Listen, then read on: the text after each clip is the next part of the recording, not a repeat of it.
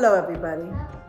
I'm in San Francisco with my daughter and my son in law, and they run Chabad House here with the Langers right here in San Francisco. And I'm helping her out here, and it's so much fun. So, we're going to continue with Bobby's stories. So, this time, I'm going to tell you how to unlock beautiful memories that your children have. And it's easy, anybody can do it. For example, you give them a simple piece of paper and just a few crayons, and you tell them which house that you lived in that you have good memories. So I'm very excited. I'm showing my memories that my mother told us all to do. And my first memory, which is in the house that I was born in and lived in, was 851 North Vista Street. And my first memory in this house was on Erev Passover, right before Passover started.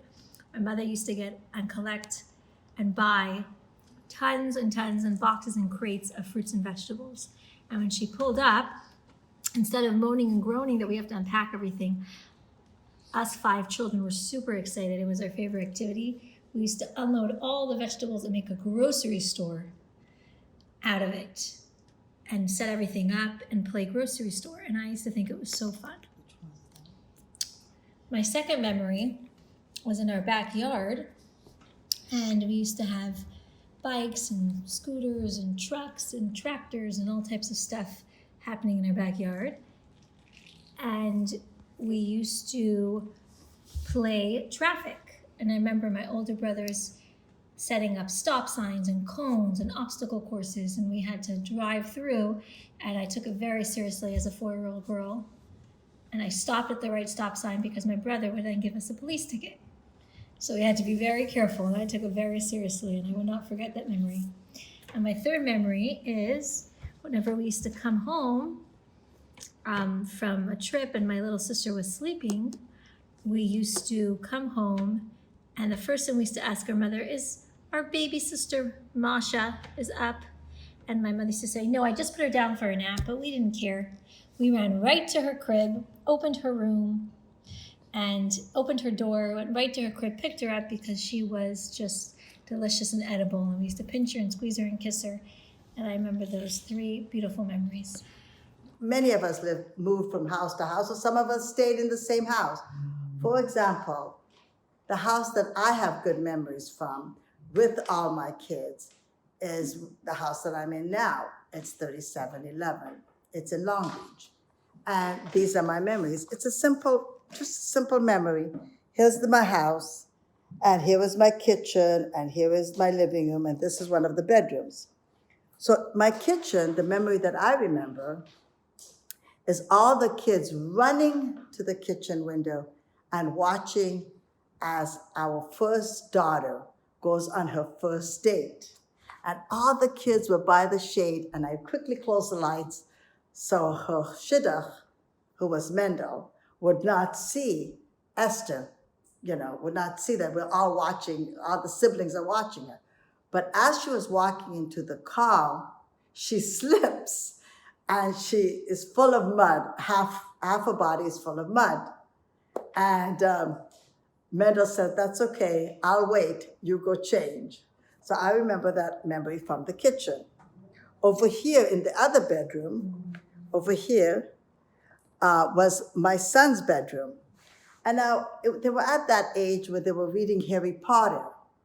And you know how it is putting kids to bed. Oh, I want water, I want to go to the bathroom, I want to do this. I get tired of that. I said, that's it, go to bed. And sure enough, Mendy calls me and says, Ima, when I put my hand down by my bed, I heard something go, I said, Mendy, it's just Harry Potter. You're just reading Harry Potter. Nothing happened. And he went to sleep, he went to school, everything is fine. But then the next day, what did I do? I decided to clean because it was my last daughter's first birthday, my 11th child first birthday. And I had help, so I started moving the furniture to get behind the baseboard. So I was in the boys' room, and I moved the desk, and you won't believe this. I don't know what it was. It was a rat. I don't know what it was. It was huge. It ran from the desk all the way to his bed. I jumped on Yissy's bed, jumped down, locked the door, and I left.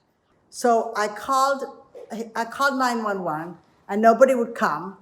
And they said, no, you have to call animal control. Finally, the animal control told me, is it dead? I said, no, it's not dead. And then they told me, is it a cat? I said, no, it's not a cat. They said, is it a dog? I said, no, it's not a dog. So they said, we're not coming. I said, you better come, because I have a 1-year-old daughter and I'm having a party. And if this animal bites one of my kids, I'm holding you responsible. So finally, animal control sent somebody, and it was a possum. I don't know how to draw a possum, but it was a possum under my son's bed. The third memory I remember, that we were driving on Orange and Wardlow, and what had happened is the car made a left turn, and the red car hit my white car, and my little girl kept saying, she was 2 years old, she said, this is where the car went boom. So now I want to tell you, this is very easy. You just give them paper and pencil, and they'll draw simple memories. For example, my granddaughter, who's 2, she told me what to draw. She drew this house. She wanted a big house, and look at all the windows. Each window, she said she wants Manny in there, she wants Davi in there, she wants Momo in there, she wants her Ima, she wants her Abba, everybody. Then she told me she wants a swimming pool, and she wants fish in the swimming pool. Then she told me she wants an apple tree because she loves apples. And she went all over. She wanted a duck, she wanted a bird. These are all the things she was talking about to me. And she loved flowers. So it's simple. Just get them to tell stories, just get them to. I have now here in San Francisco, I have Moshe, my first grandson over here with the Friedmans, and he's about to come.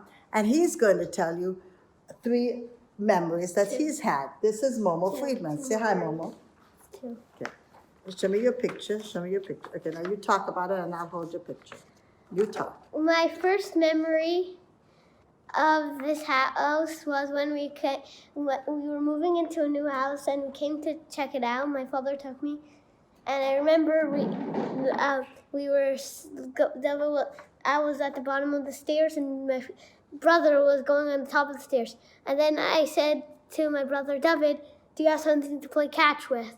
And he's like, no. And then we're looking around for something. Then we find Esther's giraffe teddy bear thing. Then we start playing. That's my first memory. My second memory of this house, then we just moved in. We just moved in to the new house, and me and my mother sat down on the couch and started crying. And why was she crying? What? Why was she crying? What do you mean? Because we just did so much, and Esther was just born and everything. And you gave her a love and a hug? What? You gave her loving and hugging? Yeah. That's so nice, Momo. Yeah, and your last memory? I don't have a last memory. That's so good. Mwah, perfect. Next one, let's bring on David. That's okay. This is David. He's named after my father. And we need to make this, you have to stand up here. You can see him, there you go. Okay, this is David. Okay, go ahead. I'll bring it closer. Go ahead, you talk about it. Talk about it. My first memory is in the house. I lived in Nima, and I remember swimming in a swimming pool they had, and sometimes we had barbecues. Very good. And yeah. And we had a breast there. And other stuff. Yeah, very nice, very nice. Thank you. Anybody else have memories? Anybody else have memories? Thank you for watching. So this is a nice way for you to get your children or I do a family activity. You give them paper and some crayons, and you ask them to remember a memory, and they can draw it, and then they can share it, and it could be like a nice family activity. Thank you for watching Barbie's Story. All the best. Bye.